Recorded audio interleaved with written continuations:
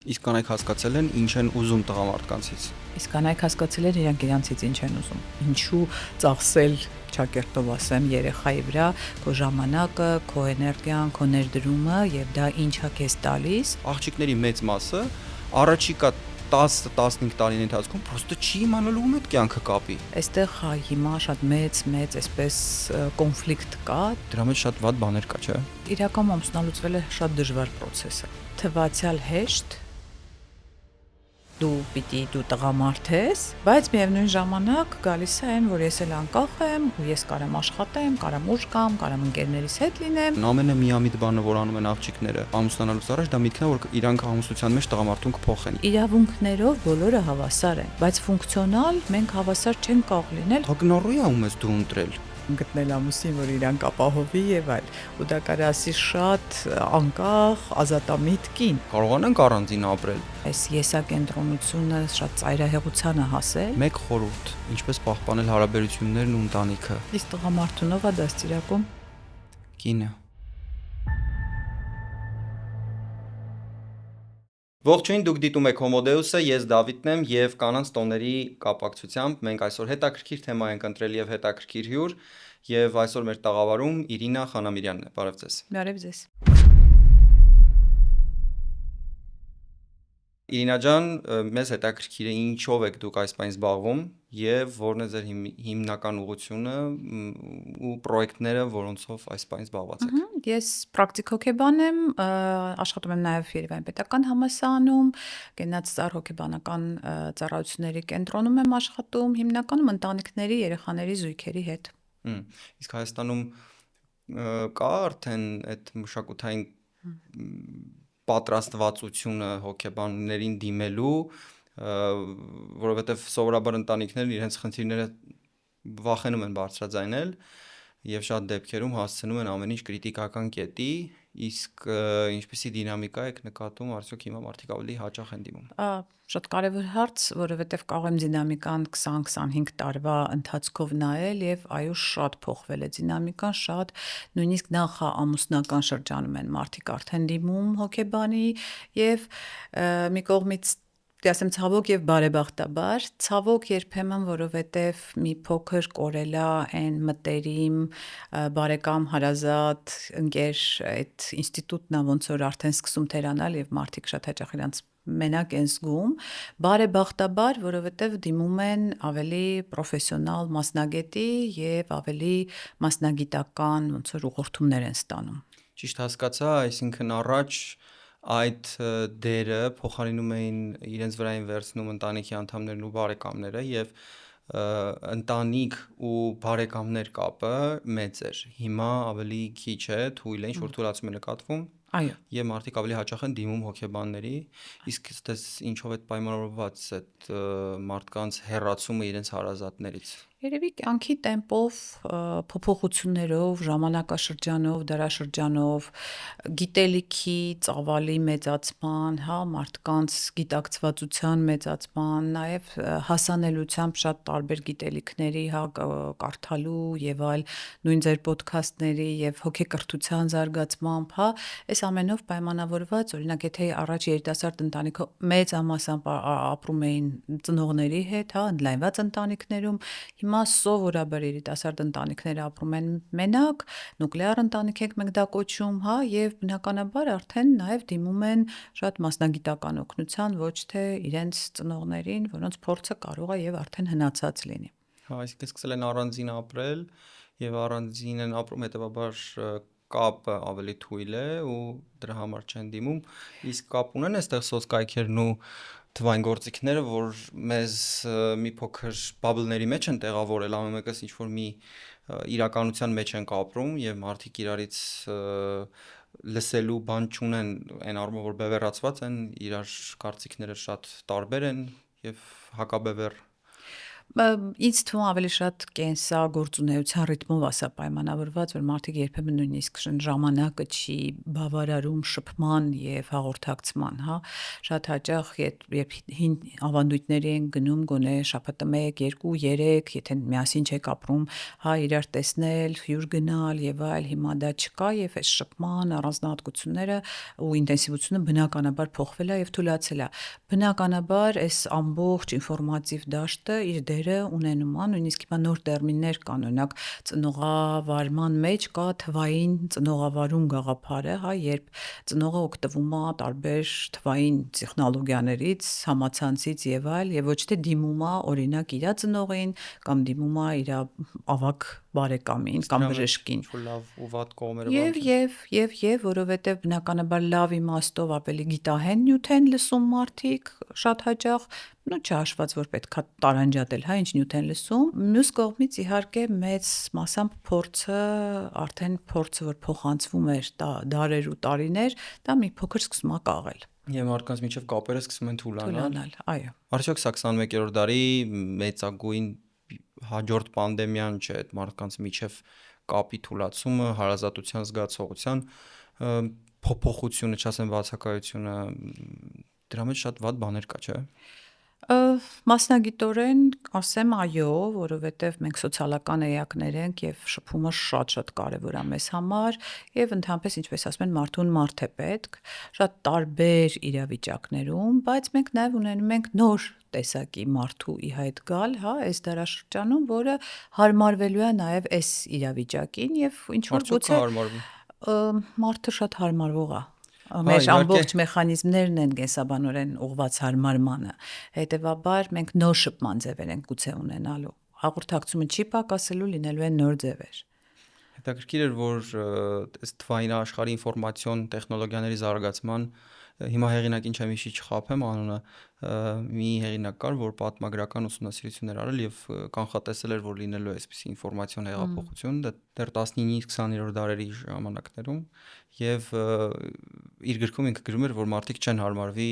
ինֆորմացիոն տեխնոլոգիաների գալուն եւ կզիջեն իրենց տեղը հասարակության ավելի ատոմիզացված եւ բանի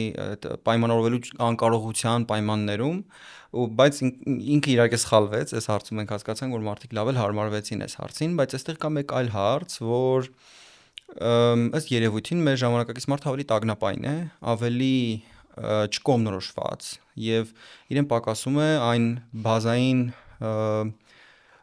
պահանջմունքը, երևի պահանջմունքը չի բավարարում, այլ պահանջմունքի բավարարումը, որ մենք ունեինք առաջնորդներ, մենք ունեինք հստակ ռոլ մոդելներ հասարակության մեջ եւ ձգտում էինք դրանց հասնել։ Այսօր ռոլ մոդելները անսահմանափակ են, առաջնորդներ շատ քիչ են, ինչու որովհետև մենք արդեն այդ առաջնորդների կյանքերը տեսնում ենք առեղծված իրենց կյանքում եւ անորոշ կամ ինչ-որ անհասկանալի բան մեզ համար չկա, ամեն ինչ մեզ համար բազում, մեզ leadership սովորեցրեցին, չգիտեմ, ինքնակառավարում, time management, ամեն ինչ մեզ սովորեցրեցին, մեզ էլ առաջնորդներ պետք չեն, ամենքս մեր առաջնորդն ենք դարձել եւ հետեւաբար կարծում սոցիալական մեծ ճգնաժամ կա, հոգեբանական mental ճգնաժամ կա եւ արդյոք սա որևէ լավ արդյունք կտա, թե հակառակի պես հնարավոր է հեղափոխությունը այլ ուղղությամբ գնա։ Շատ ճիշտ եք ասում, տագնապը շատ մեծացել է եւ սա նաեւ էլի ինֆորմացիայի տեղեկատվության, ասենց գեր ծավալների հասնելու պատճառով էլ կա, որովհետեւ նույն զույգերը, ծնողները, մարդը, հա, որը ստանում է միանգամից մի քանի տարբեր տեսակետ, մի քանի տարբեր աղբյուրից, մի քանի տարբեր մոդելներ, հա, դերային, ինքը շփոթման մեջ է, պատասխանատվությունը ընտրության շատ մեծ է դառնում եւ այդտեղ իհարկե գալիս է տագնապ։ Իհարկե ավտորիտար, այսպես կառավարման մեջ տագնապը կարող է նվազած լինի, թեպետ վախն է այնտեղ էլ շատ մեծ լինում, հա, եւ սա շատ հակասություն կա, որն է ավելի լավ մարդու բալանսի համար, ոնց որ ինչ որ մոդել պարտադիր պետք է։ Եվ եթե օրինակ, եթե վերադառնամ ընտանիքին, առաջ կար ընտանիքի հստակ ինստիտուտ իր տարբեր ֆունկցիաներով, հիմա դա շատ փոփոխված է եւ հաճախ մարդիկ վիճարկում են, հա, իսկ ով ասել, որ նա ճիշտ է, իսկ ով ասել, որ սա այս ձևն է ճիշտ, իսկ մեզ մոտ այս ձևն է, հա, եւ հաճախ այս խառնաշփոթն է բերում տագնապի եւ այո կա մեծ ճգնաժամ, կա ճգնաժամ միջև գա ինչ որ մի, չգիտեմ, նոր գուցե ասեմ կենսավոճ կամ արժեքային ինչ որ նոր վերաիմաստավորումներ, որտեղ մարդիկ ավելի կայուն ու հանգիստ կլինեն իրենց դիրքորոշումներում։ Ավելի ու ավելի հաճախ ենք լսում, որ մեզ սովոր դարձած ու անքննելի ինստիտուտները, օրինակ ամուսնության ինստիտուտ, ընտանիքի ինստիտուտ, փլուզվում են, բայց մենք դեռ չենք հասցրել ձևակերպել ինչն է փոխարինելու դրանց։ Իսկ դուք ինչ եք կարծում, արդյոք դրան որևէ բան կկարողանա փոխարինել։ Իսկ մենք կկարողանանք առանձին ապրել, չամուսնանալով, երեխա չունենալով, այն ինչ հիմա նկատվում է մեգատրենդ որպես եւ գուցե շատ տարածված չի այնքան որ մենք դա համարենք փորձանք արդեն, բայց բավական մեծ միտում է նկատվում։ Բառը լավն էր մեգատրենդը ու այստեղ հետաքրքիր է ով է այս տրենդը ձևավորում, ոնց է սա ձևավորվում, հա, եթե սա ձևավորվում է արտաքին էլի տեղեկատվական ինչ որ դաշտով, թե սա ձևավորվում է մարդու պահանջմունքներից ելնելով։ Ինձ թվում է արտաքին տեղեկատվական դաշտով։ Եվ այստեղ ես պիտի ասեմ միևնույնն է, ոնց որ բալանսավորվելու է, որովհետև նաև կան կենսաբանական, սոցիալական եւ հոգեբանական եւ հոգեվոր պահանջմունքներ։ Եվ մարդը անպայման շփման եւ սոցիալապես ինքը կարիք ունի այլ մարդու, թե դա կլինի ամուսնություն ու ինչ ձևով դա կլինի, ինչ ամուսնություն կկոչվի, միևնույնն է, ես կարծում եմ նույն երեխա ունենալու պահանջմունքը միևնույնն է լինելու է։ Այսինքն ինչքան այս կողմից է ճնշումը, մյուս կողմից էլ է լինելու եւ ինչ որ բալանսավորման գալու են, գուցե այլ ձևերով, որ 30 տարի հետո կերևա։ Այս համատարած մոլորության պարադոքսը երևի հենց դրանում էլ է, չէ՞, որ մարդիկ ներքուստ դրա կարիքն ունեն, բայց աչքից ձախից լսում են, որ քեզ ընտանիքն է սահմանափակելու, երեխան է սահմանափակելու, դու քո մասին մտածի, քո վրա կենտրոնացի, քո կյանքի ամենակարևոր մարդը միայն դու ես։ Սա ըստ թե ասեմից, թե նաև տարբեր այսպես մասնագիտական դիտարկումներով երևի ամենամեծ մոլորությունն է, այս եսակենտրոնությունը շատ ծայրահեղության է հասել, ընդհուպ միջև հա ես շատ հաճախ երիտասարդներից լսում եմ ինչի երեխա ունենամ, ինչու ես չգիտեմ նույնիսկ իմ ծախսերը կիսեմ ինչ որ մեկի հետ, եթե կարող եմ ամբողջությամբ ինձ վրա կենտրոնանալ, այդտեղ շատ հոգևոր արժեքներ են կորում, երբ ուղղակի դա անբացատրելի է, հա, ինչու ծախսել ճակերտով ասեմ երեխայի վրա քո ժամանակը, քո էներգիան, քո ներդրումը եւ դա ինչա քեզ տալիս, այստեղ հա հիմա շատ մեծ այսպես կոնֆլիկտ կա, նույնիսկ սերնդային կոնֆլիկտ կա եւ կարծում եմ հա էս էլի ներքին կոնֆլիկտի ա տանելու եւ էլի հաղթելու է մարդու մեջ այն ամենաուժեղ դրսևորումը ինչ կա կամ պահանջմունքը կամ գուցե իր սոցիալական ազդեցությունը արդեն շատ կախված է անհատից լավ թուլացել է հիմա սոցիալական ազդեցությունը հակառակը տրամպլին է հանդիսացել նրա համար որ այս երիտասարդությունը ավելի դեմ դուրս գա այդ ամենին տղաներն ասում են ես իմ կյանքը ինչի պիտի ծախսեմ մի մարդու հետ ամբողջ կյանքս նվիրեմ մի մարդու ընտանիքի սահմանափակեմ ես կարող եմ ավելի շատ աշխատել մենակով եթե լինեմ սենց բաներ աղջիկների դեպքում ես իմ մարմինը ես եմ որոշում ինչ անեմ իմ մարմնի հետ ոչ մեկին չի կարող պարտավորեցնել որ ես երեխա ունենամ ես կունենամ չեմ ունենա ես կորոշեմ եւ այլն եւ գլոբալ առումով այդ սոցիալական ճնշումը առաջ որ ինչ որ կերպ կարգավորում էր սոցիալական հարաբերությունները պայմանական հա մենք ընտանիքում հաճախ լսում էինք դարերով եկած ինչ որ ճշմարտություններ որ տղա ջան մի քիչ շապի ամուսնացի տղա ջան առանց գիտակցելու այդ մարդիկ լուծում էին երկրի դեմոգրաֆիական, պատմական կարևոր հարցեր, բայց մենք դրան վերաբերում ենք շատ վատ հիմա երբ կա ազատություն, երբ հեռախոսը մեզ տվեց հնարավորություն ցանկացած կետից աշխատել, ցանկացած ինֆորմացիայի հասանելիություն ունենալ, մենք անկախացանք մեր բարեկամներից, մեր հարազատներից, մարդկանցից, որոնք առաջ ունեն մեր վրա իշխանություն, այժմ նրանք չունեն այդ իշխանությունը եւ անկախանալով մենք սկսեցինք դրսևորել մեր սովորած ճշմարտությունները, հա, ասել, որ մենք հասկացել ենք կյանքի իմաստը նա է, որ ես երջանիկ լինեմ։ Եվ այդ երջանկության մոդելի մեջ եթե չեմ տեսնում երեխա ընտանիք, ուրեմն ես կապրեմ մենակ։ Ու միաժամանակ տեսնում ենք նաև ստրեսի, դեպրեսիաների աճ ու հատկանշական էր, որ Դա ամենաշատը տարածված էր այն երկրներում, որտեղ բարեկեցությունն ամենաբարձրն է, պայմանական սկանդինավյան երկրները, արևմտյան երկրները, որտեղ ժողովուրդը պլյուս-մինուս լավ է ապրում, աղքատությունը շատ փոքր տոկոս է կազմում, եւ այդ երկրներում ավելի շատ են մարդիկ դեպրեսիայից տառապում։ Ձեր կարծիքով ինչով է պայմանավորված։ Դիեք դա հետաքրքիր բան ասեցիք, մարդը ոնց որ ավելի անկախ ու ազատ, ես մի քիչ ստեղ չէի համաձայնի, ազատ է ինչից։ Եթե ճնշման տակ է տարբեր տեղեկատվական հոսքերի, ճնշման տակ է տարբեր թրենդերի եւ մոդայիկ գաղափարների, ճնշման տակ է այն գաղափարների, որ էլի շատ խորը փիլիսոփայությունից վերցրած է, բայց հիմա լրիվ ուրիշ մեկնաբանություններ են ստանում, հա, այդ նույն անկախությունը, ինքնիրացումը եւ այլ ինքը շատ 50-ականների անցած դարի հումանիստական հոգեբանությունից վերցրած գաղափարներն են եւ փիլիսոփայությունից, բայց հիմա ծայրահեղացրած էգոցենտրիզմի է հասցված, ոչ թե մարդու էության, անկախության եւ ինքնիրացման, հա, հետեւաբար ըստ իս մարդը հեչ ազատ չի։ Սա շատ իմ համար ավելի սա միֆ է։ Եթե առաջ sense ճնշում էին ավանդույթները, ավակ սերունդը եւ այլ, հիմա էլ ճնշում է այս տեղեկատվական հոսքը եւ այն ինչ մեզ շատ հաճախ թելադրվում է։ Առաջ այդ թելադրանքը ավելի սերնդեսերունդ էր, որտեվ այլ ոնց որ բան չկար, հա, տարբերակ չկար, կամ գրքերն էին։ Հիմա մեծ է շատ շղթան ու տարբերակները ճնշման եւ մարդը չի կողմնորոշվում որն է իրանը։ Հետեւաբար ես չգիտեմ, իսկ մարդը ազատ է, ինքն է ընտրել էս իրա որոշումն է, ինքը իրան լսել է, իրա ցանկությունն է լսել, թե մեծամասնությունը այսպես է ասում եւ ես գնում եմ դրա հետևից։ Եթե ժամանակին մեզ տալիս էին երկու տարբերակ ընտրության ընտանիքում, հիմա մենք դուրս ենք եկել հասարակության մեջ, որտեղ ամեն մեկը գոռում է իր լավագույն եւ բացառիկ առաջարկի մասին ու մենք չենք կողմնորոշվում։ Ես օրինակ եմ միշտ բերում, ասում եմ ոնց որ սուպերմարկետում մենք մտնում էինք, գիտեինք առաջ խանութում մի ապրանք կա, երկուս, դրա միջև էր ընտրությունը, հիմա կա 25 ապրանք եւ ու մենք դիմում սովորաբար երիտասարդները, փոքրերը, հատկապես ChatGPT-ին եւ հա արդեն AI-ին, ինֆլուենսերներին, որովհետեւ կողմնորոշման ինչ որ ալիք է պետք, որովհետեւ ներսից դեռ այդ փորձը չունեմ, ձևավորված չեմ, ինչ որ մեկը միևնույնն է պիտի ինձ ուղղորդի։ Ու այս ուղղորդումները շատ տարբեր են լինում։ Իսկ այդ կյանքի իմաստը, երջանկությունն, այդ հետոինստական մոտեցումը դա դարեր եղել է, դա փիլիսոփայության մեջ մի ուղղություն էլ է։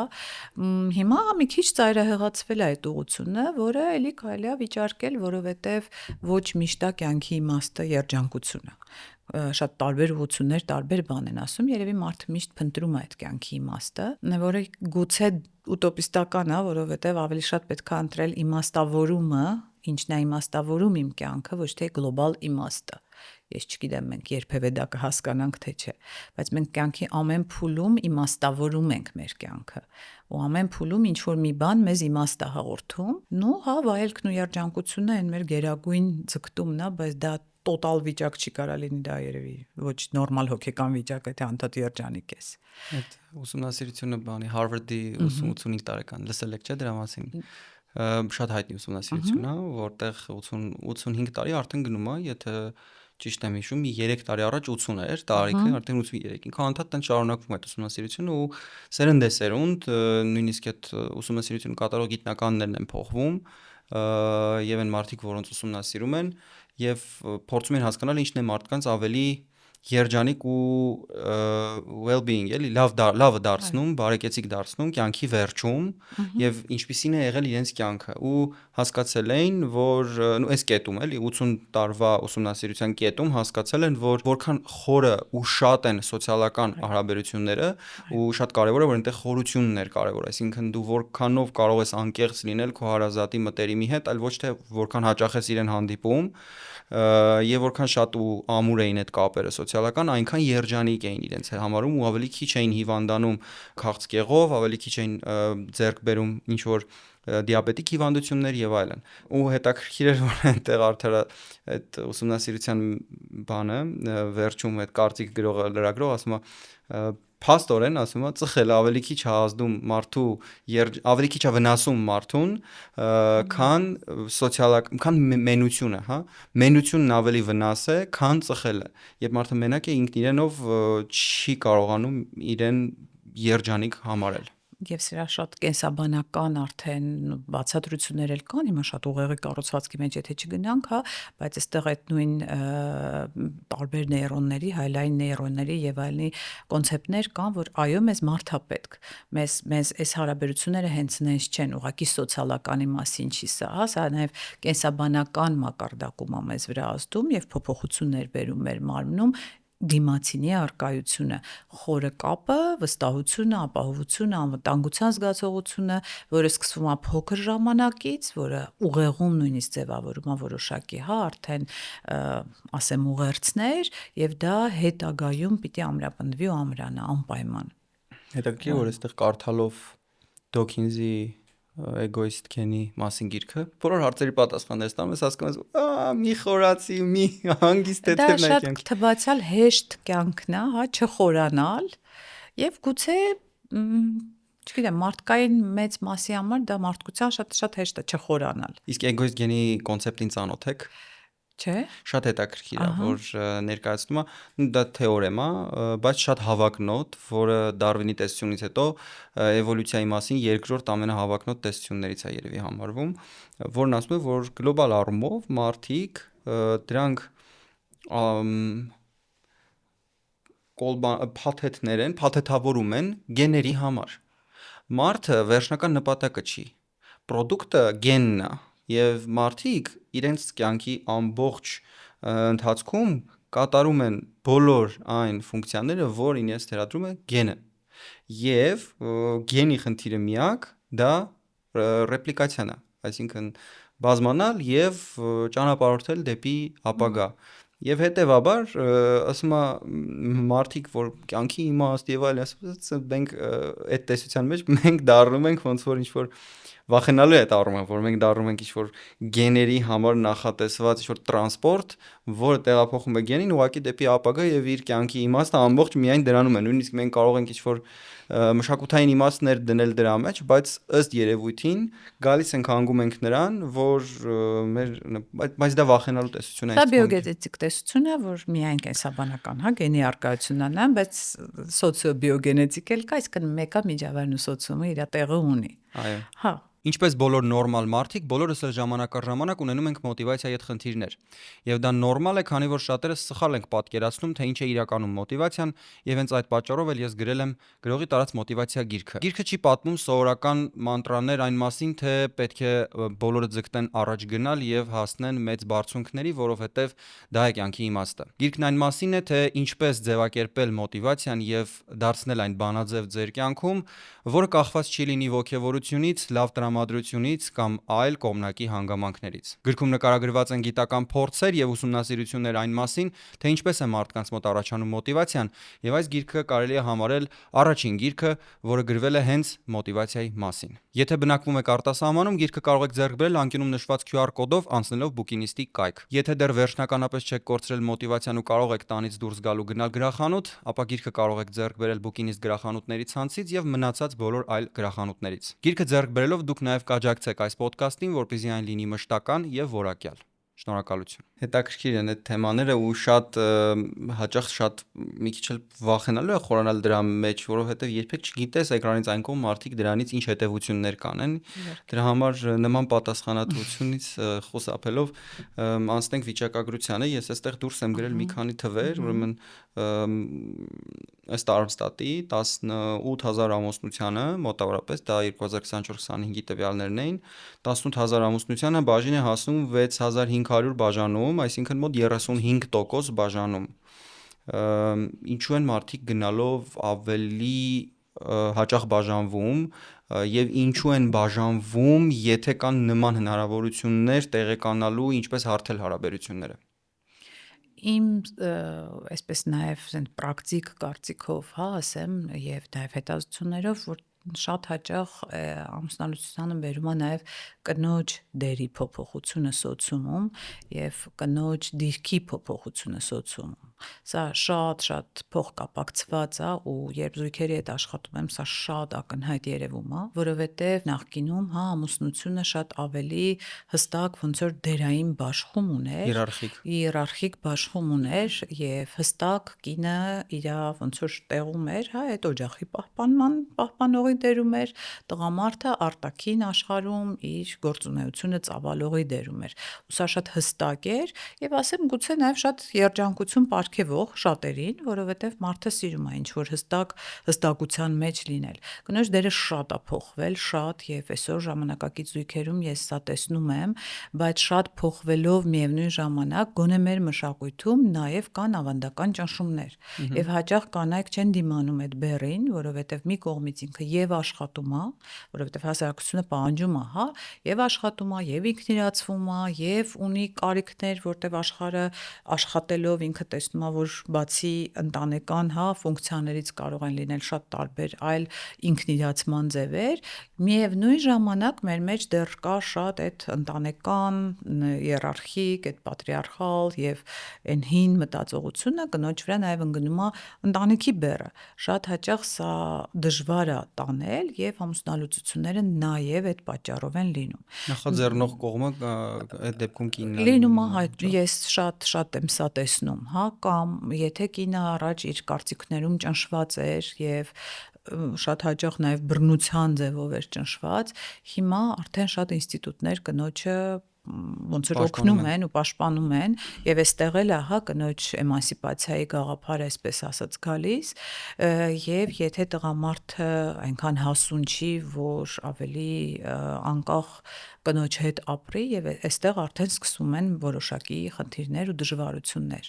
Պլյուս հասարակության կարծիքն է փոխվել ամուսնալուծության հանդեպ բավականաչափ, եթե ելի եմ համեմատում իմ նախկինում աշխատանքային փորձը եւ հիմա, առաջ նույն ամուսնալուծված կին պիտակը շատ ավելի ուժեղ էր, քան այսօրվա մեր դարում ու մեր հասարակության մեջ, այսինքն շատ ոնց որ փոփոխվում են որոշ մոտեցումներ, արժեքներ եւ այն եթե մենք գնանք հիմա ընտանեկան դեպի հոգեբանություն, այն գլոբալ անբավարարվածությունը այդպիսի տերմին կա, որ ընտանիքներում երկարաժամկետ կարար լիներ եւ այո ընտանիքը պահպանվեր, բայց զույգում այդ անբավարարվածությունը լիներ, հիմա շատ մարդիկ ավելի գիտակից որոշել որ պետքա դուրս գալ այդ վիճակից եւ ինչի մնալ ոչ բավարարված հարաբերություններում եւ ըստ այդմ գնում են նաեւ ամուսնալուծության։ Եթե նայենք խնդրի արմատներին, արդյոք խնդիրն էստեղ գալիս է նրանից, որ տղամարդիկ չունեցան այդ shift-ը, այդ փոփոխությունը mindset-ի, իրենց մտածողության, իսկ կանայք ունեցան, այսինքն հիմա կանայք սպասում են աշխարհից ավելի լիբերալ ու ժամանակակից մոտեցումներ, աշխարհից ասելով նկատի ունեմ ընտանիքից, բայց տղամարդիկ չհասցրեցին դրա հետևից իդեպ շատ վառ արտահայտված երևում է կոնֆերանսների, տրեյնինգների, միջոցառումների այցելության առումով, որ տղամարդիկ շատ քիչ են գնում, կանայք շատ ֆեմինիզմ կա, բայց մասկուլինության շարժում չկա։ Իսկ գուցե պետք է այդպիսի մի շարժում մասկուլինության, որպեսզի տղամարդկանց ուղղորդի, որն է տղամարդու կերպարի ամենակարևոր ատրիբուտները, որ դա ինչ-որ ձեռք բարձրացնելը, խփելը կամ սահմանափակելը չի, այլ հակառակի պես առողջ դատողությունն ու որոշում կայացնելու վճռականությունը ու այդ որոշումից հետ չկանգնելու վճռականությունը։ Իրական շատ կարևոր բան եք ասում, որտեվ եթե ասում ենք ֆեմինիզմ ու այդ, չգիտեմ, մասկուլինության շարժում ասենք, երբեմն շատ ծայրահեղ է սա ընկալվում։ Եվ ընկալվում է որպես, չգիտեմ, ինչ որ ի սկզբանե իրավունքների պաշտպանություն եւ այլ, բայց ծայրահեղացած երբեմն, Ամերիկայում օրինակ կա տենց բան, մասկուլինությունը գնում է դեպի այնուհետև, որ կանայք պետք չեն մեզ տղեր գնացինք պարապելու ջիմ։ Ես դրա կողմնակից չեմ, ես լիովին ձեր ոնց որ տեսակետին եմ հարում, որ ընդհակառակը ցույց տալ ոնց որ ամեն մեկի դերն ու ուժեղ կողմը եւ իմ համար սա շատ փոխլրացնող կոմբինացիա է ստացվում, ամուսնության մեջ էլ, եթե ամեն մեկը հստակ պատկերացնի իր դերը, տեղը, իր ցանկությունն ու պահանջմունքը եւ փոխադարձ հարգանքի ու վստահության ներքո երկուսը իրար հետ ապրեն։ Ну, այս բարագամ կին եւ տղամարդ։ Հա, այսօր ֆեմինիզմը լիքը դրական բաներ փոխեց, լիքը լավ բաներ արեց, բայց միաժամանակ նաև, քանի որ նա չփոխեց տղամարդկանց մտածողությունը, տղամարդիկ մնացին ինչ-որ տեղում, իսկ կանայք մտածողության փոփոխություն արեցին։ Եվ հիմա մենք կանգնած ենք խնդրի մեջ ու ես վերջերս հրավիրել էին ոդքասթի ֆեմինիզմի մասին, չգիտեմ ինչի էին ինձ ընտրել ու հարցրեցի, բայց բուն հրավիրելու նպատակը չհասկացա, որտեվ ես իմ կյանքում ընդամենը մեկ թողարկում եմ արել Զարա Ղազարյանի հետ այստեղ իմ ոդքասթի շրջանակներում ֆեմինիզմի մասին, որտեղ ներկայացնում էի հակադարձ պատկերը, որ իրավունքների հավասարության գլոբալ մեծ լավ տենդենս կա եւ միայն բռնության, ընտանեկան բռնության մասին խոսելով ասել, որ մենք պատրիարխալ հասարակության մեջ ենք ապրում, դա մի քիչ շատ մակերեսային մոտեցում է դրան, էլի, շատ ավելի խորքային հարցերում մենք շատ հավասար ենք արդեն ու մշակութային այդ քննադատություն եւ այլն բան դրան երբեք չենք վերացնի, որովհետեւ դա տղամարդկանց հասցեին էլ է շատ հնչում, կանանց հասցեին հնչում է դիմադրություն է սովորական սոցիալական, որը միշտ լինելու է ու դրան մոտ 25-30 տարի է պետք որ փոխվի։ Հետո ինձ որոշեցին կանչել այդ ոդքասթին, որ էլի ֆեմինիզմի թեմայով խոսենք ու էլի հասանք այդ թեմային, որ Հայաստանում իրավական առումով գլոբալ բոլոր ասպեկտներում այդ հարցը լուծվել է, բայց տղամարդկանց ոչ մեկ չի բացատրել, որ ինչ պիտի հիմա անեն իրենք, երբ կանայք ազատ են, ամեն ինչի իրավունքը ոնց որ բոլոր նորմալ զարգացած երկրներում ունեն, իսկ տղամարդիկ չիմանալով ինչ պիտի անեն, դեռ մնացած են, չգիտեմ, 90-ականների բրիգադա ֆիլմի տակ, նայում եմ օրինակ հիմա պատանիների երիտասարդներին, նայում եմ աղջիկներին ու նայում եմ տղաներին, իրենց միջև բևեռացվածության աստիճանին ու հասկանում եմ, որ աղջիկների մեծ մասը առաջիկա 10-15 տարիների ընթացքում պրոստը չի իմանալու ում այդ կյանքը կապի, որովհետև զարգացվածությամբ իրենք շատ տարբեր են, այսինքն միջինում բնականաբար կան ինչ-որ տոկոսներ, բայց այդ միջին տոկոսը գնալով փոքրանում է եւ ավելի են բևեռացվում, այսինքն շատ ծայրահեղ զարգացած աղջիկների ինչ-որ մեծ բևեռ է ձևավորվում եւ շատ ծայրահեղ հետ մնացած տղամարդկանց, որոնք փողոցի կյանքից կամ դասական են 92.000-ական այդ կյանքի ատրիբուտներից բացի իրենց կյանք չի մտել ոչ ՏՏ-տեղ, ոչ այս ժամանակակից փիլիսոփայական հարցը, իրենք չունեն պատկերացում ժամանակակից սերիալներ, իրենք չունեն ընդհանուր թեմա խոսելու աղջիկների հետ, ու հետո մեծ խնդիր է, ինչ է լինելու մեզ այդ ձեր կարծիքով։ Շատ էս ռետորական մեծ պատասխանատվություն է։ Բարդ հարցեր, բայց հետաքրքիր է, ես զուգահեռ գիտեք տարբեր իմ զույգերի եմ հիշում եւ այլ երբեմն ես այդքան էլ համաձայն չեմ, որ կանայք էլ շատ ծայրահեղ ֆեմինիզացված են եւ հա, որովհետեւ գիտեք վերջում եկել մեր մշակույթում գոնե ես կարողա լսեմ այնպիսի գաղափար, որը հեչ անկախության ու ազատության մասին չի։ Օրինակ, չգիտեմ, գտնել ամուսին, որ իրան կապահովի եւ այլ։ Ու դա կարա ասի շատ անկախ, ազատամիտ կին։ Վերջերս են շատ տարածվում։ Բայց այս հակասությունները դուք շատ ճիշտ ասացիք, մենք երևի 30-50 տարի հետո նոր կարող է ինչ որ սերնդափոխություններով լուծվի, բայց դեռ ինքը տենց մաքուր ձևով չի արտահայտվում։ Ուրիշ բան, գիտեք, ես ավելի շատ այստեղ ոչ թե ֆեմինիզմի եւ այս կրթվածության մասին կասեի։ Գուցե հա կանայք շատ մեծ հիմա ավելի հնարավորություն են ու շատ ավելի մոտիվացված են ու շատ ավելի իրանց տեղը գտնելու այս պայքարում ավելի հաղթող են իմ զգացողությամբ ու դա գուցե այդ պատրիարխալ հասարակության դեռ մնացորդներն են, որ տղաները ավելի թուլացած ռելաքս վիճակում են,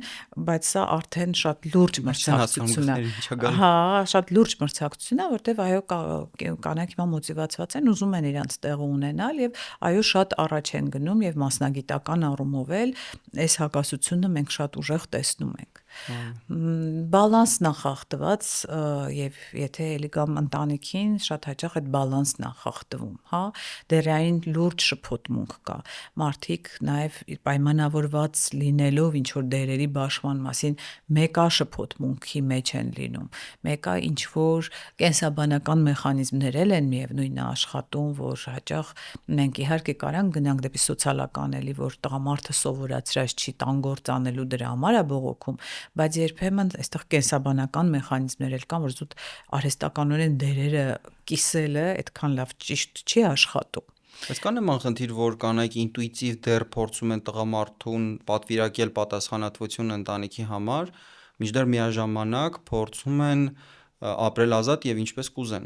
Շատ ճիշտ, ու մենք էսա ասում ենք երկակի այդ ուղերձներ տալն է, շատ թաքնված ուղերձ գնում է, որ դու տղամարդ ես, բայց միևնույն ժամանակ գալիս է այն, որ ես էլ անկախ եմ ու ես կարամ աշխատեմ, կարամ ուշ գամ, կարամ ընկերներիս հետ լինեմ, բայց այդ ուղերձն էլ կա, բա դու տղամարդ ես։ Ու այստեղ երկակի ուղերձ է ստացվում եւ բերվում է շատ ուժեղ դիսբալանսի, երբ որ զույգում ի վերջո հիմա ով ինչ դերում է։ Ու այս բալանսավորումը շատ բարդ հարց է, իդեպ հենց այս հարցով է շատ հաճախ զույգերը լինում են մեր սենյակում, որտեվ նոր մարտահրավերներ է այս կյանքը բերել զույգերի առջև, որը ավագ սերունդը իր փորձով չի կարող լուծել։ Ավագ սերունդը հաճախ այնպիսի խորհուրդ է տալիս, որը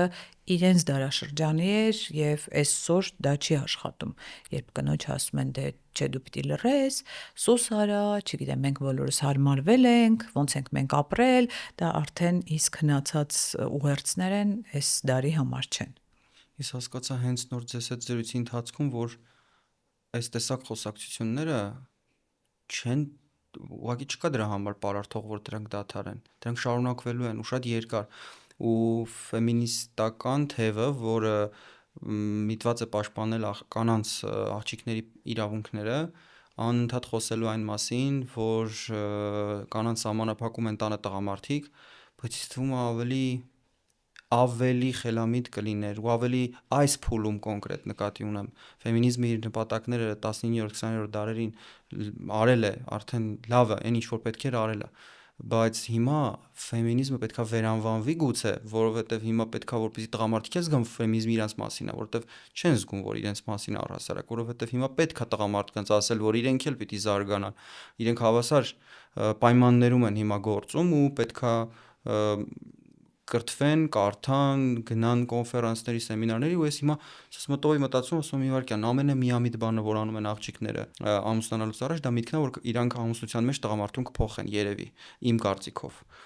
որը ես եմ հաճախ հանդիպել դուք ավելի պրոֆեսիոնալ կասեք եւ հետո չկարողանալով փոխել որովհետեւ տղամարդուն սովորացնում են որպեսզի պնդաճակատ լինի այդ փողոցից սկսած եւ այդ պնդաճակատին ոնց կարող ես տանը փոխել մեղմությամբ եւ քնքշությամբ եւ չկարողանալով փոխել որոշները համակերպվում են, որոշներն էլ մեծ մասամբ ավելի ազատ մարդիկ բաժանվում են ու չեն ապրում են մարդկանց հետ, բայց այս բանից ես մտքիս եկավ, որ մի վարքյան տղամարդկանց ոչ մեկ չի ասել, որ իրանք պիտի արդեն սկսեն զարգանալ, ոչ մեկ չի պատմել իրանք ոնց պիտի իրանք լինեն, ինչպիսին պիտի իրանք լինեն, որ իրենցից ինչ են սպասում հիմա, ինչ է սպասում իրենցից աշխարհը ու այս միամիտներն էլ մտածում են, որ այս աշխարհը իրանց նվիրելու է այնպիսի աղջկա, որին 19-րդ դարում էին, որոնք 20-րդ դարի վերջերում էին, հա 21-րդ դարի հետ չի սինխրոնիզացվել, չի հասցրել, հա, ժամանակի հետ սվերկան իր կարողությունները։ Իսկ տղամարդունով է դաստիարակում Կինը մեծամասամբ։ Ձեր ասած օրինակ նույն ֆեմինիզմը պիտի ոչ թե տղամարդկանց ուղված լինի, այլ հենց շատ հենց կանանց պիտի ուղված լինի։ Մեզ շատ կանայք այդ գաղափարները չեն վերցնում ու չեն հասկանում ու ինչպիսի տղամարդկանց են իրանք մեծացնում ու դաստիարակում։ Իրական շատ տխուր է մեր մշակույթում էլ ասեմ, հա, ուսուցիչների մեծ մասը կանայք են երեխաներով մեծ մասը կանայք են զբաղվում, տատիկներն են, մայրիկներն են, դայակներն են, պապաները սովորաբար հայրիկներին շատ քիչ են տեսնում, շատ գործի բերումով եւ այլ, հա, մայրիկներին էլ են հիմա քիչ տեսնում, բայց մեկը մայրիկներին փոխանում են էլի կանայք։ Եվ շատ անհասկանալի է ում պիտի այս ամենը ուղված լինի, ով է այդ տղամարդուն մեծացնում։ Ու ես հաճախ իսկապես տեսնում եմ, որ հենց կինը պատրաստ չի լիարժեք հասկանալ այն գաղափարները, որ այդ նույն թե ֆեմինիզմի մասին ենք խոսում, այդ գաղափարախոսության մեջ դրված է։ Իսկ կանայք հասկացել են ինչ են ուզում տղամարդկանցից։ Իսկ կանայք հասկացել են իրանցից ինչ են ուզում։ Ես չգիտեմ։ Ես գիտեմ, որ շատ հաճախ հենց սա է խնդիր։ Նախ ես իմ համար ուտոպիստական միտք է ինչ-որ մեկին փոխել։ Ինչ է նշանակում ամուսնանամ, որ փոխեմ։ Այդ շատ պիտի ասեմ մանկամիտ է։ Բայց կա նման տենդենց։ Կա միշտ նման ցանկություն։ որովհետև ոնց որ հարմարեցնեմ, ոնց որ, չգիտեմ, ինչ որ մի բան դուրս չի գալիս, հաստատ կկարողանամ փոխեմ, իրականում զույգում երկուսն էլ փոխվում են, որովհետև երկու անհատ, եթե սկսում են իրար հետ ապրել, նույն համակեցություն են վարում, պիտի փոխվեն, որ իրար ինչ որ մասով հարմարվեն, երկուսն էլ պիտի փոխվեն, բայց ամուսնանամ, որ փոխեմ, դա մի տեսակ, չգիտեմ, անշնորհակալ գործ է, բայց ինչի համար։ Դες նայում ես էմոցիոնալ վիրավորեմ, բայց էմոցիոնալ տախտակ, որ sense շատ չոր է ինքը, ու մի հատ շատ էմոցիոնալ աղջիկ ու միասին են իրանք, ու նոր են դեռ։ Նայում ես, ասում ես ոնց։ Ու աղջկա տեսանկյունից ես փորձում եմ աղջկա տղամարդու տեսանկյունից հասկանում եմ սիրուն աղջիկա ինձ հավանում է, վերջապես ինչ որ մեկն ինձ հավանում է, սենց գնացի ամուսնացա, շատ ժամանակ բան չի անում, ինչու ոչ, հա, սենց, բայց աղջիկա տեսանկյունից, երբ աղջիկն ունի իր հասարակության մեջ իր դերը, ընտրողի դերն է, չէ՞։ Սովորաբար զույգերի միջև աղջիկը ավելի շատ ընտրելու բան ունի, իշխանություն ունի, քան տղամարդը, եւ հետեւաբար ուզում հասկանալ աղջիկը ինչ հույսով է ընտրում նման տղամարդու ի սկզբանե ու հետո բողոքում, որ այդ տղամարդը իրան վատ է վերաբերվում տանը, որովհետեւ ակնառու է ում ես դու ընտրել։ Բայց ամբողջ շրջապատն է այդպեսին, Դավիթ։ Ձեր ասած էմոցիոնալ տախտակ, դա որտեղից է ձևավորվել նման տղամարդ։ Շրջապատում մեծ մասը տղամարդկանց այդպեսին է, մեր շրջապատում հուզական էմոցիոնալ տղամարդը չի գնահատվում այդքան էլ, դա այդ մասկուլին ու բրուտալ տղամարդը չի։ Հա, հետեւաբար ոնց է ինչի անդրում, որովհետև չգիտեմ հայրն էլ է գուցե տենց, եղբայրն է այդպես, հա, այդպես ընդունված է, որ տղամարդը շատ հուզական չպիտի լինի, ինչ է նշանակում, հուզական տղամարդու որոշ հստակ ածականներ կան, եւ ասենք կնամեծար տղամարդու հանդեպ էլ որոշ ածականներ կան, վատ, ես հիմնական վատ, հա, հետեւաբար այդ ոչ հուզական տղամարդուն ձևավորում է էլի հասարակությունը եւ էլի իր մայրն էլ եւ կինն է եւ այդ կանանց շրջապատը։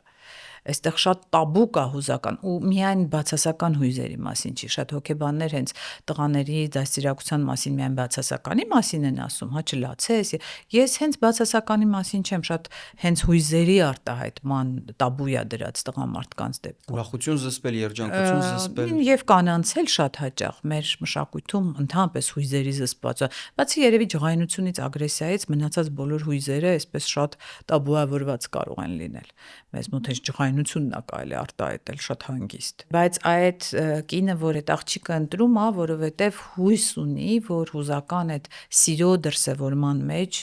ուրիշ կլինի տղամարդը, բայց դա էլ է սովորեցնելու, դա էլ է դաստիարակության ծնողավարման արդյունք, հա, եւ իսկ առաջին ծնողավարման գաղափարը դա նախ մոդելն է, իսկ մենք ինչ ընտանեկան մոդելներ ունենք, հոր ինչ դրսևորում են տեսնում աղջիկները, հա, հոր ինչ կերպար են տեսնում աղջիկները, ինչ սպասելիքով են իրանք ամուսնանում, եւ այստեղ շատ բազում հարցեր ունենք, ցավոք ոչ լավ պատասխաններով։ Homodeus podcast-ը ամբողջովին նկարահանվում եւ արտադրվում է Spin Ideas Agency-ում։ Այստեղ կարող եք ոչ միայն նկարահանել ձեր podcast-ները, այլ նաեւ կարող եք ձեռք բերել ծառայություններ ձեր ընկերության մարքեթինգի, բրենդինգի եւ այլ ուղղություններով։ Ծառայություններից օգտվելու համար գոյություն ունի ստանդարտ արժեք եւ հատուկ արժեք, որը տրամադրվում է Homodeus պրոմոկոդը նշելով։ Եթե որոշել եք ձեր բիզնեսը բարձրացնել նոր մակարդակի, ապա զանգահարեք նշված հեռախոսահամարով։ Իսկ ինչ պիտի անենք հիմա, որպեսզի հավասարեցնենք շանսերը կամ հավասարեցնենք վիճակագրությունը ինչ որ առումով, որպեսզի տղամարդիկ եւ տղամարդկանց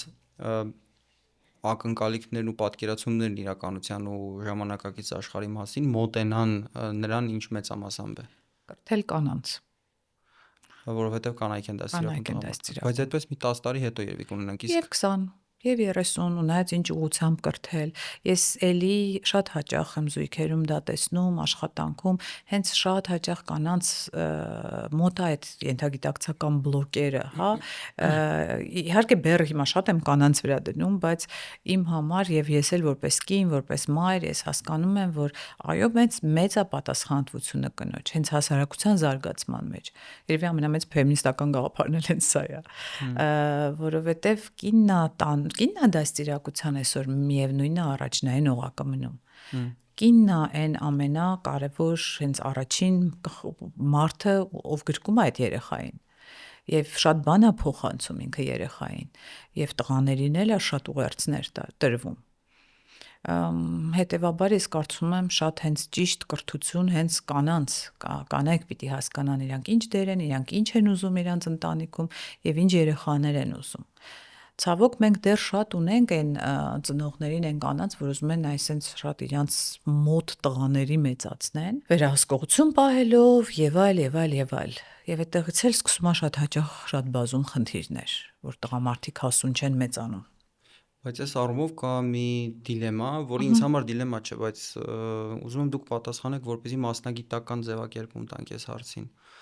Տղա եւ աղջիկ երեխաներին նույն կերպ ապետք դաստիարակել, թե տղան ու աղջիկը տարբեր կերպ պիտի դաստիարակվեն։ Իմ համար դաստիարակությունն ու ծնողավարումը նույնն է։ Այսինքն ինչ է նշանակում ծնողավարում, նշանակում է որոշակի կանոնների, կարգերի, արժեքների, սոցիալական նորմերի փոխանցում։ Իսկ դա նույնն է, համամարտկային արժեքները նույնն են, ինչ տարբերություն կին թե տղամարդ։ Ասեմ, օրինակ ես դաստիարակվել եմ ընտանիքում, որտեղ երբեք չեն խփել։ Ես ագրեսիա չեմ տեսել ընդհանրապես։ Ու այսօրվա պես հիշում եմ, երբ դպրոցում առաջին անգամ ինձ խփեցին, այդ իմ համար ինչ էր։ Այդ իմ համար անարդարության ծայրահեղագույն դրսևորում էր, որ ես չէի հասկանում ոնց սենց բան, ոնց կարելի է ընդունակ լինել։ Ու ես ընդունակ չէի ոչինչ պաշտպանել այդ պահին։ Ու ես ունեի ինձնից 1 տարի փոքր քույր, ոչ էլ հասկանում էի ոնց ես իրան պիտի պաշտպանեմ, որովհետև ես չէի տեսել, որ տենց կարելի է վերաբերվել մարդուն։ Դա առաջին երկրորդ դասարանի սենց պատմություն եմ ասում, բայց միաժամանակ եթե մենք այդպիսի արժեքներ, օրինակ զիջողականություն, բարեգթություն, բարեսրտություն, նույն կերպ սերմանենք եւ աղջիկների եւ տղաների միջեւ արդյոք դասական տղամարդկայնության էլեմենտները չեն կորի։ Իսկ որն է դասական տղամարդկայնության էլեմենտը։ Փոքրիկ ագրեսիայի օրինակ ընդունակ լինելու կարողությունը։ Դա կենսաբանական է։ Հա։ Դա դաստիարակությամբ չի։ Այն ինչ որ դուք պատմեցիք ձեր հետ կապված, իմ համար ուղղակի անընդունելի է, ինչի պիտի դպրոցում ընդհանրապես խփեն երեխային։ Երեխեքն են խփում երեխեքին, ոչ թե Հա, ինձ թվաց ուսուցչից եք ասել։ Ահա, դուք չունեցաք պաշտպանության այդ մեխանիզմը։ Չգիտեի ընդհանրապես ինչ պիտի անեմ այդ իրավիճակում, որտեղ ես չգիտեի ինչի եք ինձ խփում։ Մտածում եմ ես եւ ինչ որ սխալ բան եմ արել։ Ես կարծում եմ, դա ոչ թե դաստիարակության արդյունք է, դա ձեր ներսի արդեն հարց է, որտեվ երեխաները հենց այդ չեն սովորացնում։ Շատ երեխաների, որ ասում են կգնաս, կխփես եւ այլ, ինքը դրա կարիքը նույնիսկ չի զգում։ Եվ կարող է դուք լուծման ուրիշ ստրատեգիաներ ունեք, բացի խփելուց։ Ագրեսիայի շատ տարբեր ձևեր կան։ Ագրեսիան մենակ ֆիզիկական չի։ Բայց շատ կենսաբանական է, հասա կենսաբանական հարց է։ Եվ ես ընդհանրապես չեմ խրախուսում ագրեսիվության դաստիարակությունը, ինչը մեր մշակույթում շատ է։ Ու այդ էր ասած տղամարդ։ Այդ հա, բայց այդ ինչ ձևով ոչ խփելու եւ ոչ հարցակվելու, որը շատ հիմա այդ ուղերձները կան, հա, կգնաս, քեզ բան հանգած չնեղացնեն, այնպիսի ուղերձներ են տալիս ծնողները, երբեմն չեմ հասկանում ուր են ուղարկում, մանկապարտեզ ուղարկելուց այնպիսի ուղերձներ են տալիս, ոնց որ, չգիտեմ, բանակ ուղարկեն, թե պատերազմի, որը անհեթեթություն է։ Սա մեր շատ իմ զգացությամբ անառողջ սոցիումի դրսևորումն է։ Բայց եթե գոնե մեկը գետ մեկ ծնող իր երեխային տենց ուղերձով ուղարկում է մանկապարտեզ, այն մնացած երեխաները ավտոմատ վտանգի տակ են։ Ինչով։ Որ այդ մեկը ընդունակ ագրեսիայի ու այնտեղ քարով վերցնում է տալիս ամենացածի գլուխը բացում է, նրանք քարը բացած գլխով գալիս են տուն, ասում են իմ գլխին քարով խփել է, այս ծնողն էլ ասում է լավ, դե դու էլ պատասխանի։ Եվ այստեղ գալիս ենք շատ լուրջ խնդրի, ինչու պիտի մանկապարտեզում կամ ինչ որտեղ քարով խփել, եւ այդ համակարգը, այդ համակարգը ինչ է անում։ Վերահսկողության թուլությունից։ Մենք ավելի լուրջ խնդրի ենք գալիս, կրթական համակարգի թուլության եւ հաճախ նաեւ կներեք հենց նույն շատ վատ եմ ասում, բայց նաև մեծահասակների թույլտվության այդ համակարգում, որովհետև նույն ուսուցչական կազմը կարա երբեմն ներքուստ շատ համաձայն լինի, որ այո պետք էր կռվել։ Ընդհանրապես մեր մշակույթում այս ագրեսիան շատ թույլատրելի վիճակում է, շատ ու դա շատ տխուր է։ Համաձայն եմ։ Շատ տխուր է։ Իսկ փողոցում այդ նույնը, երբ օրինակ չկան դաստիարակներ եւ այլն եւ ամեն ինչ ոնց որ դու քո հետ ես ու բազմության Եվ առաջ ինչ որոնք ինչ կասեք երեխային։ ինչպես ինքը Այո, ինքնապաշտպանվի, այո, եւ ասեմ, որ դա սովորաբար 14-15-ից ավելի մանավանդ տղաների մոտ ներսից ձևավորվում, հա, երբ ինքը իսկապես հասկանում է, որ իրան գուցե այս որոշ մեր բակային մշակույթում պետքա գոյատևել եւ շատ տղաներ հենց այդ տարիքից են որոշում հենց նույն ինքնապաշտպանության տարբեր ձևեր սովորել։ Մինչեւ այդ շատ դժվար է մարդուն, որը էությամբ ագրեսիվ չի, հա, հատուկ սովորացնել, որ դու պետք է ագրեսիվ լինես։ Երեխան, որը կարող է ինքը ավելի վախեր ունի եւ կամ շատ ինտելեկտուալ ավելի բարձր է, որի համար ագրեսիան անթույլատրելի է։ դոմինացիա սովորեցնել երեխաներին պետք չի։ Իսկ ոնց սովորեցնել, եթե դոմինացիայի տարբեր ձևեր կան։ Կարող է ինքը ինտելեկտուալ է դոմինանտում։ Միայն ուժը չի դոմինացիան։ Իսկ կարող է ինքը մի պահ հետ է գնում վերլուծելու իրավիճակը, հետո շատ ուրիշ ձևով դոմինացիան ցույց տալու։ Իսկ կարող է իր դոմինացիան համագործակցությունն է։ Դոմինացիայի ձևերը տարբեր են։ Ինչը նույնը, եթե վերադառնանք ընտանիքում է այս, որ ասում եք տղամարդկանց սովորացնել, հաճախ տղամարդուն թվում է դոմինացիան այս ուժն է ու խփելն է ու վերահսկողությունն է, ֆինանսական վերահսկողությունն է, աբսոլյուտն է։ Շատ հաճախ դոմինացիան կնոջ հարգելն է նաև։ Ամենափխրունն է այդ դոմինացիան։ Հա, բայց սենց կանխատեսելի վախի մեջ պահելու եւ թվացալ ինքնահաստատվելու։ Մինչդեռ դոմինացիայի շատ տարբեր ձևեր կան, հենց նույն համագործակցության մեջ։ Հա։ Լավ։ Այդ դեպքում ստացվում է, որ մենք երեխաներին պետք է նույն կերպ դաստիարակենք։ Ես անկեղծ ասած այս հարցի շուրջ ունեի այլ կարծիք եւ հենց նոր փոխեցի կարծիքս։ Ու կարծում եք մենք եթե տղաներին էլ սովորեցնենք բարեգթություն, բարեսրտություն, հետագայում մենք ռազմի դաշտում, բանակում կունենանք այդ նույն խիզախությունը, այդ նույն, հա։ Ես կարծում եմ դա դաստիարակությունից չի։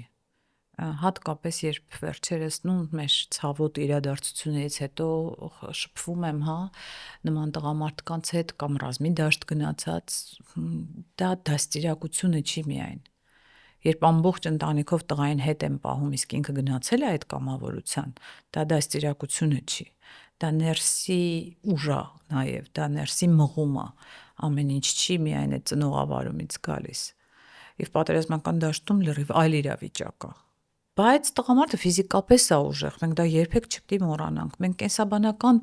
բաները, տարբերությունները չպիտի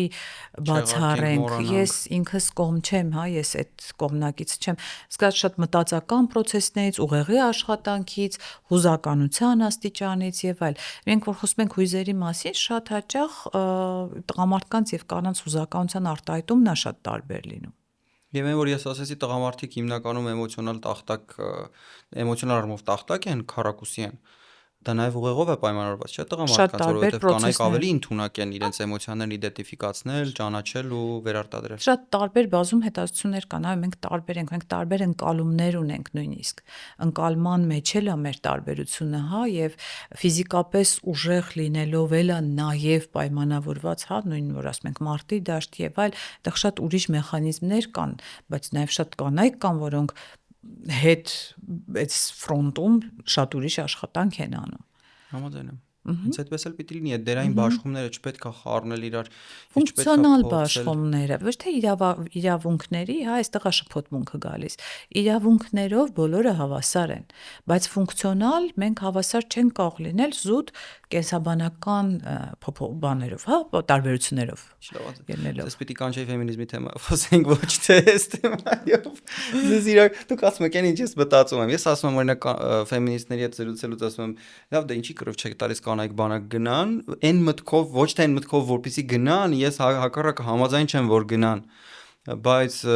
այն մտքով, որ լավ, եթե դուք համահարթեցում եք ակնկալում ամեն հարցում, ապա ինչու այն հարցերում, որոնք ենթադրում են ռիսկ, ենթադրում են ինչ-որ բացասական հետևանքներ, այդտեղ չեք կռիվ տալիս, այլ միայն բարի ու լավ տեղերում, որտեղ որ կա բարեկեցություն, այդտեղ եք կռիվ տալիս։ Այստեղ, այսինքն կորպորատիվ աշխարհում էլ ասենց իրականում համահարթեցումը բոլորին հավասար վերաբերվելը սխալ է, անարդար է, որովհետև երբ կա աշխատակից, որը շատ է ներդրվում համակարգի համար, իսկ որը քիչ է ներդրվում, իրենց կարծիքները հավասար արժեք ունեն, դա անարդար մթնոլորտ է Ի ստեղծում։ վերջո եկեք վերադառնանք ամենակենսաբանական գործառույթին, դա երեխայի ունենալուն, ծնվելուն, կերակրելուն եւ այլ։ Չէ՞ որ կնոջ օրգանիզմում այնքան փոփոխություններ են տեղի ունենում, որ համահունչ երեխայի հետ այդ ամենը լինի, ես վերջերս հետազոտություն էի կարդում նույնիսկ կրծքի կաթի փոփոխության երեխայի սեռով պայմանավորված եւ երեխայի հուզակավ վիճակով եւ հիվանդության հետ կապված, հա, եւ այդ աստիճան կենսաբանորեն մենք իրար հետ փոխկապակցված ենք, որ ուղակի մեխանիկորեն փոխարինել ասել, որտեվ տղամարդուն ուղակի զուտ սովորացնենք, որ ինքը պամպերսը փոխի, կաթը տա եւ այլ եւ ինքը կփոխարինի, դա իմ համար աբսուրդ է, որովհետեւ կենսաբանությունը իր դերն ու տեղը շատ ուժեղ ունի։ Հետևաբար ես լրիվ համաձայն եմ այս համահավասարեցումը ինչ որ չգիտեմ ուրա տանելու։ Նկատել եք, որ ցանկացած հարցերում հասարակության մեջ կա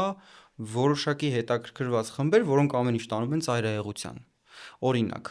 մասկուլինության շարժում կան հետաքրքրված խմբեր, ցավոք ազդեցիկ են, տանում են ամեն ինչ նրան, որ գնում ենք պարապելու, գնում ենք կրակելու, գնում ենք պատերազմելու, կանայք աշխարհին պետք չեն։ Կան կանանց շուրջ պտտվող շարժումներ, տանում ամեն ինչ նրան, որ տղամարդիկ պետք չեն, միջինում չէ, մեծ մասամբ չէ, բայց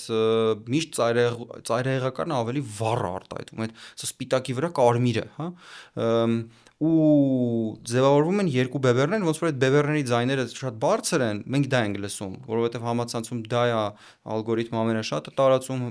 դա աբսուրդին շատ մոտ է, դրա համար շատ են դա լրատվականները տարածում եւ այդպես շարունակ, ու տպավորություն է ստեղծվում, որ մենք ապրում ենք դժոխային իրականության մեջ, որտեղ երկու տարբեր բևեռներ են, որոնք անհամատեղելի են։ Մինչդեռ իրականում սենց զրույցները շատ կարևոր է, որ հասկանանք, որ եկեք չխառնենք մեր դերերը, եկեք պայմանավորվենք ով ինչ անում, հարգելով մեկս մյուսի իրավունքները։ Եվ ճշմարտությունը միշտ մեջտեղում է։ Այո։ Ծայրահեղությունները պետք են ինչ որ դիսբալանս մտցնելու համար, որովհետև եթե անընդհատ նույն վիճակը լինի, զարգացում էլ չի լինի։ Բայց ոչ մի ծայրահեղություն սովորաբար առողջ չի։ Ընդհանրապես եթե մի բան ծայրահեղություն է, ինքը առողջ չի։ Ես նույնն ասում եմ, թե առողջ ապրելակերպը ծայրահեղությունն է, դա արդեն առողջ չի։ Հա, եւ ծայրահեղությունը պիտի լինի, որ մի քիչ տատանի են արդեն սենց սովորական կոմֆորտ դարձած վիճակը եւ ինչ որ փոփոխություններ կան, միջև նորմալիզացվի։ Եթե չլիներ ֆեմինիստական շարժումը, մենք այսօր շատ բան նորմալիզացած չէինք ունենա արդեն։ Այո։ Եվ ցավոք մենք չունենք հակառակ շարժումը, որ կարողանա տղամարդկանց էլ բերի այդ զարգացման, Ես մտածում եմ դեռ չունենք։ Դեռ, որովհետև ինչ որ մի բանի ծայրահեղացումը պիտի նաև բերի արդեն հակակշիռ։ Հա, բայց ոչ թե այդ հակակշիռը պատերազմ տա էս եղածի դեմ, այլ այդ բերի ինչ որ խելամիտ մոդել տա տղամարդկանց, ասի տղերք ջան, այս աշխարհում նորմալ տղամարդը պիտի սենց լինի։ Ու այդ սենսը լինի այնպես, որ համապատասխանի այն աշխարհին, որը մենք այսօր ունենք, ոչ թե բռնի քանդի ու տանի էլի 19-րդ դար։ Ասի, չէ, վերջ, էլի տղամարդիկ պետքա վերադառնան իրենց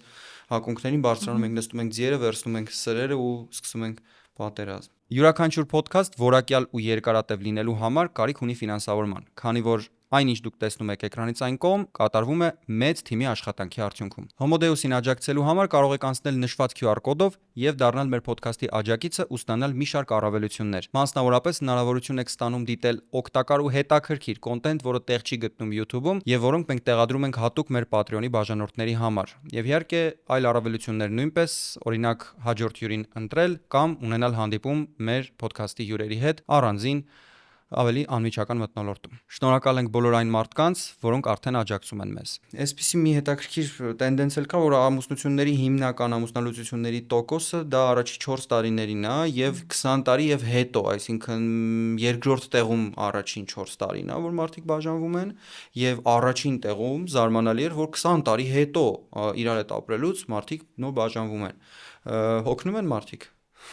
Դա հայտնի Կրատոխվիլի հետազոտություններն են, հա, որ երկու մեծ ճգնաժամ կա, թեև տարբեր տեսություններ կան, որ ճգնաժամերը շատ տարբեր ու տարբեր փուլերում են լինում, բայց կա երկու շատ մեծ գլոբալ ճգնաժամ։ Այդ առաջին 5 տարվա ճգնաժամն է եւ հետո 20-ից հետո։ Ինչի 20-ից հետո ոչ թե հոգնում են, այլ եթե մենք պատկերացնենք ամուսնանում ենք, այս այն հետազոտությունն է, որ ամուսնանում են սովորաբար 23-24 տարեկանում եւ հետո գնում ենք 20 տարի, դա 44-45-ն է։ Մի քանի այդտեղ բան կա, գործոն կա։ Միջին տարիքի ճգնաժամը կա, այդ առաջինն է, որ էլի ապացուցված չէ, ասում են, որ դա էլ է մի քիչ սոցիալական բան, հա, մշակութային, հա, հորինվածք, բայց ուրիշ բան կա մարդու կյանքի վերաիմաստավորման էգզիստենցիալ ճգնաժամ, որտեղ մարդը հետ է նայում իր կյանքին եւ ուզում է հասկանա, որտեղ է ինքը։ Այստեղ շատ մեծ գործ ունի, որ երեխաներն են արդեն մեծ, սովորաբար երեխաները արդեն 19-20 տարեկան են լինում, եթե ամեն ինչ այն հին ձևով ասենք, հա, որ ամուսնացել են, միանգամից երեխա են ունեցել եւ այլ, երեխաները տնից գնում են եւ մնում են ամուսինները իրար հետ, նույնիսկ այդպիսի տերմին կա, ասում են քիթ-քթի, հա, իրար հետ մնում են եւ կամ ասում են դատարկված բնի սինդրոմ, երբ արդեն չկան փոքրերը եւ մարդիկ նորից իրար են տեսնում ու շատ հաճախ տեսնում են, որ այն ինչ որ լցնում էր իրանց կյանքը, դաստիարակություններ, ամենօրյա կենցաղային հարցերներ, երեխաների դպրոցներ, ինստիտուտներ եւ այլ, հիմա դա չկա, իրար հետ ենք մնացել եւ հաճախ հասկանում են, որ իրար հետ մնալու ցանկություն այլևս չկա։ Եվ սա բերում է այս ամենամեծ պիկին ամուսնալուծությունների ճգնաժամային շրջանում։ Ու մեր սենյակներում էլ սովորաբար հայտնվում են կամ այս շրջանում մարդիկ կամ 5-ից 6-րդ տարում, հա, այս շրջանում ամենամեծ կրիզիսն է էլի լինում ամուսնական զույգի։ Իսկ ո՞րն է գաղտնիքը, ինչպես պահել ամուսնությունը, երբ նման ճգնաժամային իրավիճակներ են։ Այստեղ շատ կարևոր է ճգնաժամին նախորդող ինչ ներդրում ու ռեսուրսներ ունի ընտանիքը։ Սովորաբար ճգնաժամը հեշտ է հաղթահարվում, եթե նախկինում եղած մեր դրած այդ բազան ամուր է եւ այնտեղ կան արդեն ամուր փոխհարաբերություններ։ Առանց ճգնաժամ չի լինում ոչ մի ընտանիք ու չկա տենց համակարգ, որտեղ ճգնաժամ չլինի, որովհետեւ մենք միշտ զարգանում ենք եւ ճգնաժամը ուղղակի կարևոր է։ Ճգնաժամը այն է, որ ներկայիս արդեն ներկայումս ինչ իրավիճակ կա, ռեսուրսներից չի բավարարում, հին ռեսուրսից չի բավարարում, նորը դեռ ձևավորված չի, լինում է ճգնաժամ։ Եվ կախված նրանից մենք ինչ ոնց որ բազա ունենք, հենարան ունենք, ճգնաժամը ավելի հեշտ է հաղթահարվում։ Իհարկե բազան հիմնականում դա հարգանքն է, սերն է, փոխադարձ փոխըմբռնումն է, այդ ներքին, հա, գործոնները եւ արտաքինը շատ հաճախ շատերի համար դա երեխաներն են, սոցիալական դիրքն է եւ այլ, որ էլի կարող են շատ նպաստող լինեն, որ զույգը շարունակի իր գործունեությունը, այսպես ասած, որպես զույգ։ Մի հետաքրքիր հոդված էի կարդում, որտեղ հոգեբանն էր ասում, որ եթե նշի մեկ հատկություն, որն օգնում է ընտանիքներին պահպանել իրենց հարաբերությունները երկար, դա համբերատարությունը եւ փոխըմբռնումն է։ Այսինքն ես հանդուրժում եմ իմ զուգընկերոջ անհամաձայնությունները կամ կապրիզները կամ որոշ հարցեր։ Հանդուրժել բառը սովորաբար բերում է, այսպես ասած, դիմանում եմ, իսկ ասես ընդունում եմ։ Ես հասկանում եմ, ես պատկերացնում եմ, հա, ու ես դրա հետ ավելի հաշտ եմ։ Ես կարող եմ ներսից ինչ որ չհասկանամ, չգիտեմ, բարկանամ եւ այլ, բայց այստեղ փոխըմբռնում ես ավելի շատ հարգանք բառն եմ ասում, փոխադարձ հարգանքը, նույնիսկ ոչ սերը, որտեվ սերը շատ տարբեր փուլերում տարբեր դրսևորումներ է ունենում, բայց հարգանքը եւ նույնիսկ հարգանքը հենց իմ ընտրության հանդեպ, որ ես եմ ընտրել այս մարդուն եւ հիշել թե ինչու եմ ես ընտրել այս մարդուն, ինչ կետերն են ինձ շատ գրավել ու չմոռանալ դրանց մասին։ Իսկ հարգանքից ելնելով, երբ տեսնում ես, որ դիմացինը դժբախտ է, քեզ հետ չի երջանկանում, արդյոք շատ ժամանակ հենց այդ հարգանքը չի, որ մարդկանց դրդում է, որպեսզի բաժանվեն ու գնան։ Ձեր հարցադրումը մի տեսակ այնպիսին էր, որ մի հոգուր էր պատասխանատվությունը։ Այն մեկի, որը գիտակցել է, որ դիմացինին հարգելով եւ տեսնել, որ դիմացինը իր այդ երջանիկ չէ, փորձում է հասկանալով, որ եթե դիմացինի երջանիկ չէ, ինքն էլ երջանիկ չի, փորձում է իրավիճակը այդպես լուծել, բայց արդյոք օրինակ համաձայն եմ, այս հարցի մեջ կա մի կողմի նախաձեռնողականություն, բայց մենք գիտակցում ենք, չէ, որ ի վերջո հարաբերությունների մեջ ինչ-որ մի կողմից սկսում է նախաձեռնողականություն չի լինում, այնպես որ միշտ երկու կողմն էլ հավասար միաժամանակ սկսում են նախաձեռնել։ Մեկը նախաձեռնում է, մյուսը սկսում է մտածել, ասել մի բարկյան ինչի ու սկսում է նկատել բաներ, որոնք մինչև այդ կարողա չէր նկատում ու ամեն ինչ զարգանում հասնում է նրան, որ որոշում է կայացվում բաժանման։ Իսկ այդ առաջին որոշում կայացնողը գուցե այդ հարգանքից ելնելով դիմացինի հանդեպ տեսնելով որ դիմացինը դժբախտ է գա նման որոշումը չնայած կարծում եմ դա լավ է եթե տենց որոշում կա ու չգիտեմ դա որոշում կլինի, թե դա քննարկման ուղղակի նյութ կլինի, որովհետև կարող է դիմացին այդ պահին զգա, որ ինքը երջանիկ չի, բայց արդյոք ինքը երջանիկ է լինելու, եթե ամուսնալուծվի։ Եվ այստեղ միևնույնն է, ըստիս երկուսի որոշումն է։ Նախաձեռնողականությունը մեկինն է, բայց դա պիտի քննարկվի։ Ես շատ սկզբունքորեն դեմ եմ խաբեություններին։ Օրինակ երջանիկ չեմ, զուգահեռ ուրիշ կյանք վարեմ, բայց պահեմ այս սոցիալական տեսակը, ընտանեկան եւ այլ։ Այսա շատ ավելի քայքայիչ է, քան այն քննարկումը, որ կարող է լինել երկուսի միջև եւ հասկանանք ով ումա դժբախտացնում կամ ով ումա երջանկացնում։ Ձեր նշածում ամենամեծ գործոնը, որ պահում է մարդկանց, դա երեխաներն են։ Երբեմն սոցիալական ստատուսը, երբեմն վախերը մենակ մնալուց կամ այն ճանապարհը, որ արդեն անցել ենք իրար հետ, բա հիմա ոնց դա թողնեմ, այլ ափսոսանքը, ֆինանսական շատ հետևանքներ, հատկապես կանանց համար դա շատ մեծ ռիսկեր է լինում, հա, այսինքն ոչ միայն երեխաները, ավելի շատ նաև քննադատությունը հասարակության։ Այսօր մենք հասարակության քննադատության հանդեպ այնքան անտարբեր ենք դարձել, բնականաբար դա երբեք իր ակտուալությունը չի կորցնի, երբեք չի լինի այնպես, որ մենք թքած ունենանք հասարակության կարծիքի վրա, դա հնարավոր չէ։ Բայց ըստ երևույթին այսօր դրանից իզոլացվել, առանձնանալն ու գտնել այն բաբլը, որտեղ քեզ կընդունեն, կսիրեն ու կգովեն, շատ ավելի հեշտ է։ Իսկն ես այսօր կարող եմ հայտարարել, որ ես դեմ եմ որևէ բանի եւ կգտնեմ մի խումբ, որտեղ այդ իմ կարծիքը կկիսեն ու հեշտությամբ կկարողանամ այդ social approval-ը բավարարել իմ ներքին։ Այս դեպքում արդեն ընտանիքի ու ընտանիքը չքանդելու գլխավոր